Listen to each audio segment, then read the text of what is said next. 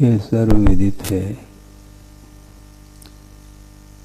कि जिसका जन्म होता है उसका अनिवार्य रूप से मरण हुआ करता है, और यह जन्म और मरण की परंपरा आज की नहीं है, अनंतकालीन यह परंपरा चली आ रही है।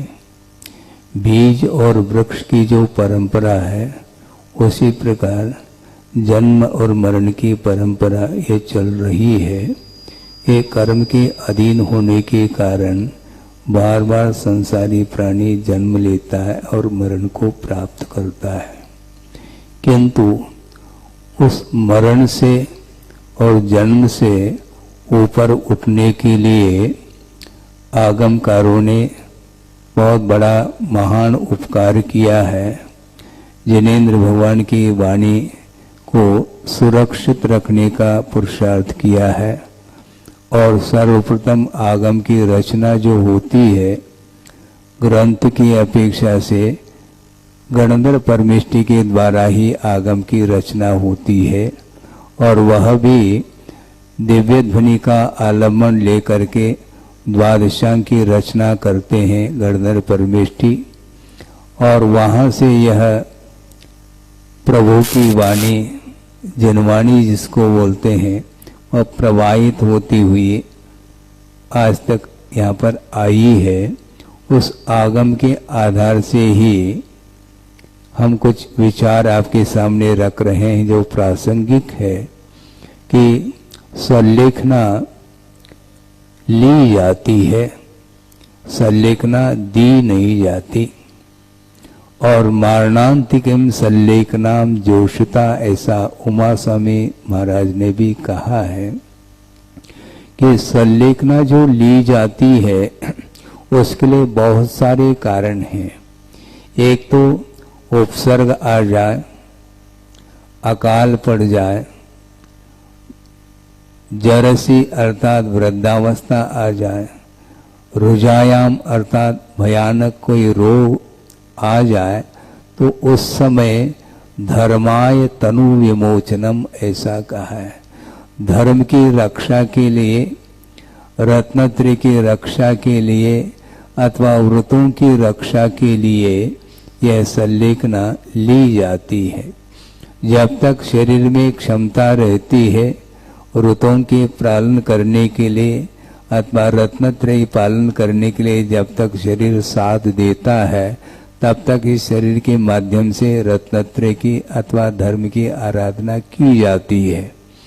और यथा योग्य जो साधक होते हैं, व्रती होते हैं, चाहे वो अनुव्रती हो चाहे महाव्रती हो, ये सारे अपने अपने व्रतों का पालन करते हुए जीवन व्यतीत करते हैं, किंतु ज्यों ही शरीर अपना काम करना बंद कर देता है तो उस समय शरीर के प्रति ममत्व भाव का त्याग करके धर्म की रक्षा करने के लिए संलेखना को अंगीकार करता है साधक। और इस प्रकार ये संक्षेप रूप से भी संलेखना होती है, प्रत्याख्यान जिसको बोलते हैं भक्त प्रत्याख्यान, और एक बृहद रूप से भी हो सकता है, होता है। संक्षेप का प्रत्याख्यान का अर्थ इतना ही है, कोई भी आपत्ति आ जाती है तो उस समय वो तत्काल शरीर के प्रति जो ममत्व भाव था तो उसको छोड़ करके प्रत्याख्यान कर लेता है। संघ के प्रति भी जो लगाव है, संचालन आदि करने रूप जो कर्तव्य की दृष्टि से जो भाव आते रहते हैं उसका भी त्याग कर लेता है। ये विधि संक्षेप विधि मानी जाती है, और रोग आदि के आने पर ये संक्षेप प्रत्याख्यान ही होता है। यदि नहीं है, वृद्धावस्था है, तो धीरे धीरे धीरे आहार का त्याग करते करते करते समाधि ली जाती है, संलेखना ग्रहण की जाती है। और संलेखना भी दो तरह की हुआ करती है, एक काय संलेखना और एक कषाय संलेखना। संलेखना का अर्थ कृष करना होता है, शरीर को धीरे धीरे धीरे कृश किया जाता है और उसके प्रति जो ममत्व भाव है उसका भी परिहार किया जाता है। इसको कषाय का संलेखना के अंतर्गत लेते हैं। गुरुदेव ने एक बार कहा था, बल्कि एक बार क्या कई बार स्वाध्याय के दौरान उन्होंने प्रसंग बनाया है, वह ये है कि साधक जिस दिन वह दीक्षित होता है अथवा जिस दिन व्रतों को अंगीकार करता है उसी दिन से वह कषाय को क्षीण करता चला जाता है। तब कहीं जाकर के उसकी कषाय संलेखना भी पूर्ण रूप से होती है, क्योंकि कषाय को अथवा राग द्वेष की निवृत्ति के लिए ही चारित्र को अंगीकार किया जाता है। राग द्वेष निवृत्ति चरणम प्रतिपद्यते साधु। साधु का अर्थ भव्य जीव, वह चारित्र को, चरण अर्थात चारित्र को स्वीकार करता है। किमर्थम, क्यों स्वीकार करता है? राग द्वेष निवृत्ति कहा। राग द्वेष की निवृत्ति के लिए चारित्र को अंगीकार किया जाता है और चारित्र को अंगीकार करने के उपरांत भी यदि राग द्वेष का शमन नहीं होता है तो उसकी वह काय संलेखना नहीं मानी जाती है। इसलिए हमेशा गुरुदेव का ये कहना है, अलर्ट रहना चाहिए। जीवन निकलता चला जा रहा है और एक एक समय होते होते वो पूरा पूरा जीवन समाप्त हो जाता है। इसलिए संलेखना का अर्थ मरण होता है। वह मरण आवीची मरण के रूप में भी आगम में उल्लेख मिलता है। उसका अर्थ भी ये है, एक एक समय में जो आयु कर्म के निषेक है, पुंज है, वह निर्जरित होती चली जाती हैं। इसका अर्थ प्रति समय मरण हो रहा है। हम ये पूछना चाहते हैं, आपने दीपक को जलाया, दीपक जल रहा है कि नहीं? जल नहीं रहा, प्रति समय बुझ रहा है। हाँ, प्रति समय बुझने की ओर है, क्योंकि तेल प्रति समय जल रहा है, इसलिए दीपक जल नहीं रहा कहने में आता है। किंतु जिस समय जन्म हुआ उस समय भी एक निषेक उदय में आया है। इसको बोलते हैं आवीजी मरण। वहीं से प्रारंभ हुआ, अभी शरीर को धारण किया ही नहीं, विग्रह गति में पहुंचा है, मरण होती उसका जन्म हुआ है। एक समय आयु कर्म के निषेक कम हो गए। कितनी आयु है? इतनी आयु है, किंतु 3 समय अथवा 2 समय अथवा 1 समय वह विग्रह गति में समाप्त हो जाती है वह आयु। इस प्रकार निरंतर आयु कर्म के निषेक वो क्षय को प्राप्त हो रहे हैं, किंतु व्यवहार में मरण उसको बोलते हैं अंतिम। जब निषेक खिड़ जाता है उस समय वह शांत हुए हैं, उनका निधन हुआ है। एक व्यवहार की भूमिका में, व्यवहार की भाषा में ये कहा जाता है। किंतु प्रति समय तरंग की भांति सरोवर में तरंग उत्पन्न हो रहे हैं और मिट रहे हैं, उसमें स्थायित्व नहीं। एक समय में उत्पन्न लहर उत्पन्न हुई और वह मिट गई।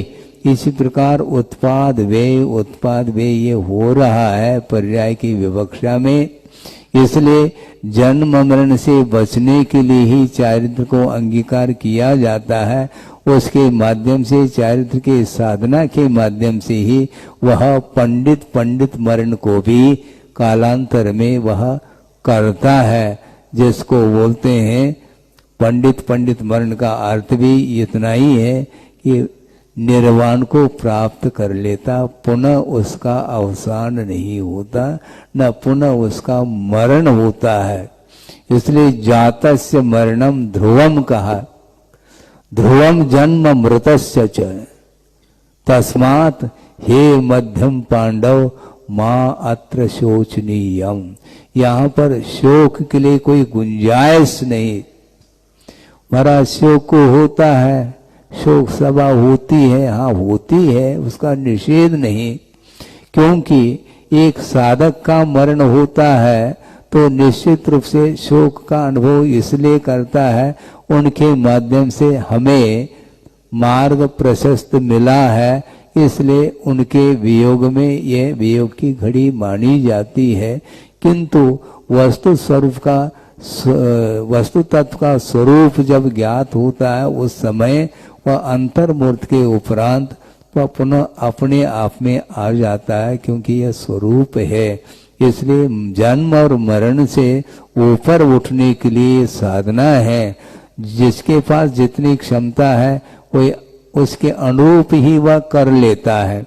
अविरत सम्य दृष्टि है, उसका भी मरण होता है तो वह बाल मरण की कोटि में आता है। और बाल बाल मरण जो हो रहा है वह मिथ्या दृष्टि का होता है। और अनुवृत्ति का जो मरण होता है वह बाल पंडित मरण कहलाता है। और महावृत्ति का जो मरण होता है वह पंडित मरण है। और है किसका? केवली भगवान हैं, अरहंत अवस्था में हैं, किंतु आयु कर्म के आश्रित ही उनका जीवन चल रहा है। और आयु कर्म का जब अभाव हो जाता है, उनका जब वह मरण माना जाता है, वह पंडित मरण माना जाता है, जिसको निर्वाण की उपलब्धि बोलते हैं। इसलिए निर्वाण का लाभ हो, इस दृष्टि को, इस लक्ष्य को लेकर के ही हम और आप साधना में रत रहते हैं। इसलिए इस साधना में उत्तीर्ण हो जाता है संलेखना के माध्यम से। इस प्रकार की घड़ी प्रत्येक के जीवन में ये घड़ी आएगी। लगभग 4 महीने हुए हैं। हाँ, गुरुदेव आचार्य महाराज जिन्होंने विश्व को प्रकाश दिया, किंतु आयु कर्म का जब तक सहारा रहता है तब तक जीवन चलता है। उसके बाद एक समय के लिए भी वह जीव इस शरीर में रह ही नहीं सकता। अनंत शक्ति की धारी भी हो, उस मरण को टाल नहीं पाएंगे। इस प्रकार का उपदेश जिनेंद्र भगवान का ही है। इसलिए जन्म मरण से ऊपर उठने के लिए ये साधना है। मृत्यु के ऊपर विजय प्राप्त करने के लिए ये साधना है, क्योंकि प्रत्येक व्यक्ति मरण से डरता है, भयभीत होता है। किंतु आचार्य कहते हैं मरण से भयभीत होने से कभी भी मृत्यु से छुटकारा नहीं मिल सकती। मृत्यु के ऊपर विजय प्राप्त करना है। एकमात्र रत्नत्रय का आधार लेकर के हम निरंतर साधना करेंगे तो निश्चित रूप से मोहनी कर्म का अभाव होगा और केवल ज्ञान रूपी ज्योति प्रकट होगी और उसके उपरांत अनिवार्य रूप से निर्वाण का लाभ होगा। तो लक्ष्य प्रत्येक व्यक्ति का यही होना चाहिए कि संसार से मुक्त होने के लिए, इस शरीर से मुक्त होने के लिए, राग द्वेषादिक भाव कर्म से मुक्त होने के लिए, ज्ञानावरण आदि 8 कर्मों से मुक्ति पाने के लिए ये साधना है। इस साधना के माध्यम से हम लक्ष्य तक पहुंच सकते हैं। पहुंचे इस पवित्र भावना के साथ इस विषय को पूर्ण किया जाता है। क्या कह रहे हैं?